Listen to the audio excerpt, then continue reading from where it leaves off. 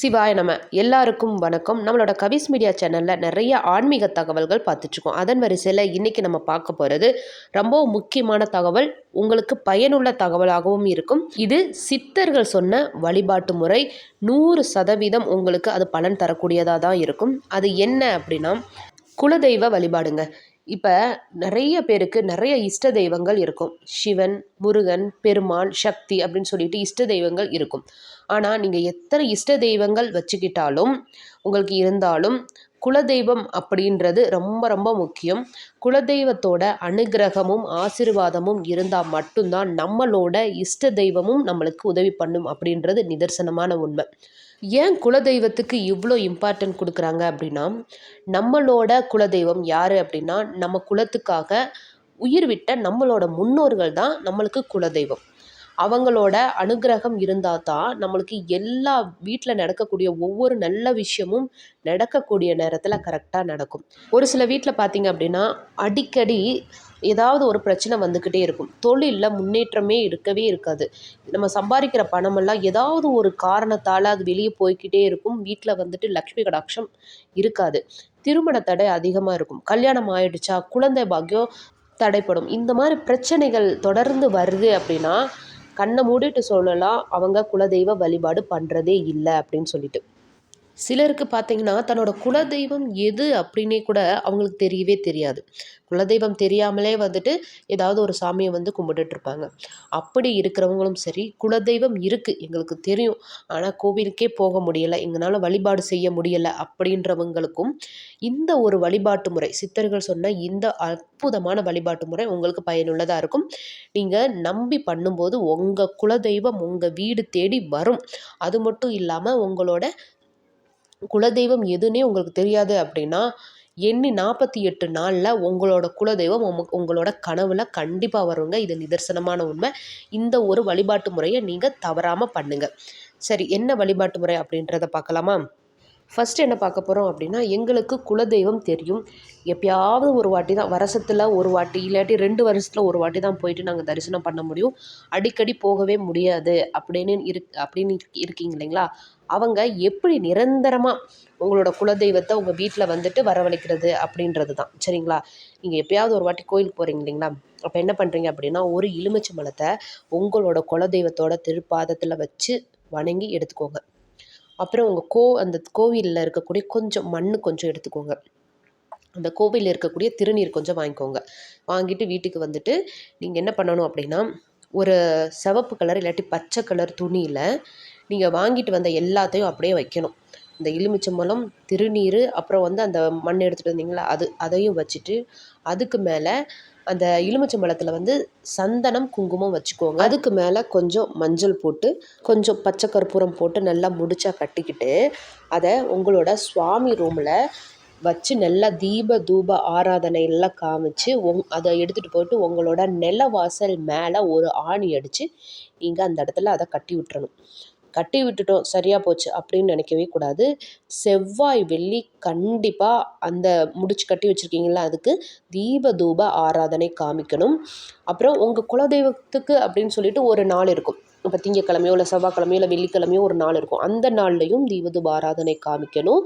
அப்புறம் இலுப்பை எண்ணெய் வச்சு நீங்கள் வந்து விளக்கேற்றுனீங்கன்னு வச்சுக்கோங்களேன். என்றைக்கு வந்து உங்களோட குலதெய்வத்தை நீங்கள் வழிபடுறீங்களோ அன்னைக்கு இலுப்பை எண்ணெயால் தீபம் ஏற்றி வழிபட்டுட்டு வரும்போது உங்களோட குலதெய்வம் 100% உங்கள் வீட்டை விட்டு போகவே மாட்டாங்க. உங்கள் வீட்டிலேயே உங்களுக்கு காவலாக இருப்பாங்க. இது நிதர்சனமான உண்மை. சரிங்களா?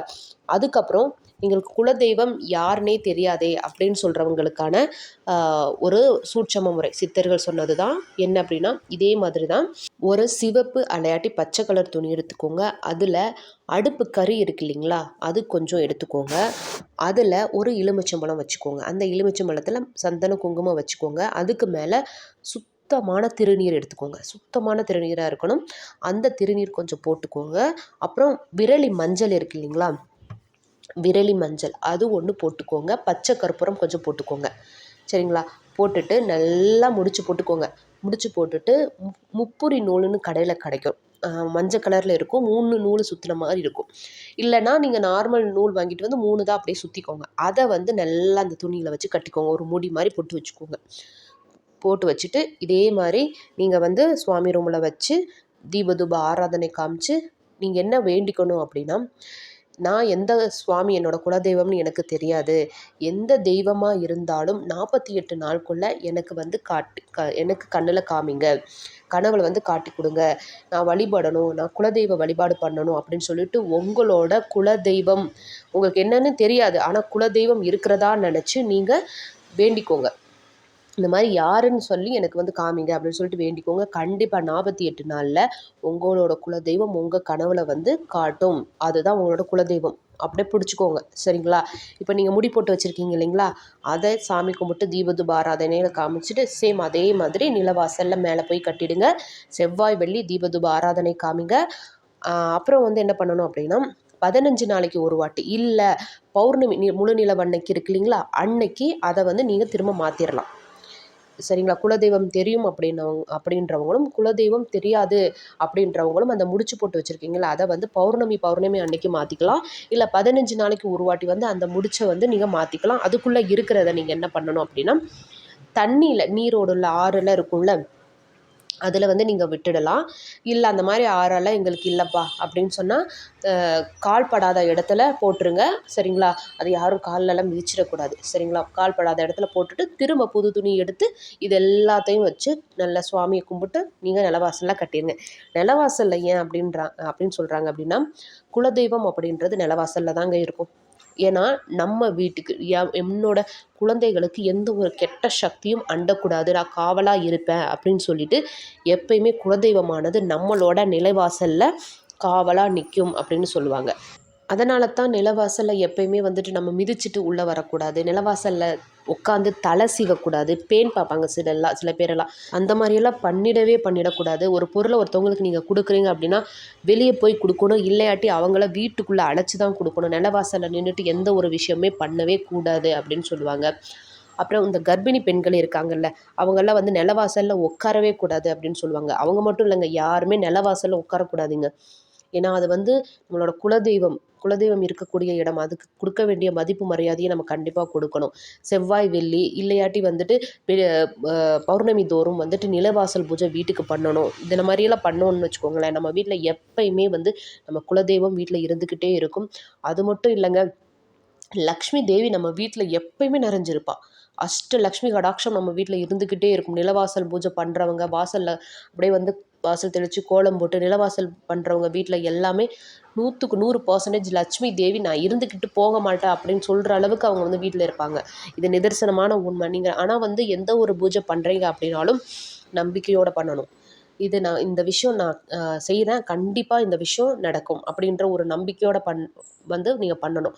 இவங்க சொல்லிட்டாங்க நம்ம பண்ணி தான் பார்ப்போமே அப்படின்ற அந்த ஒரு அலட்சியத்தில் வந்து எப்பயுமே பண்ணாதீங்க, சரிங்களா? நம்பிக்கை தான் ஒரு விஷயத்தை நம்ம தொடர்ந்து செய்கிறதுக்கும் அந்த விஷயம் நடக்கிறதுக்கும் வந்து துணையாக இருக்கிறது. நம்ம எவ்வளோ நம்பிக்கை வச்சுருக்கோமோ அந்த நம்பிக்கை தான், சரிங்களா?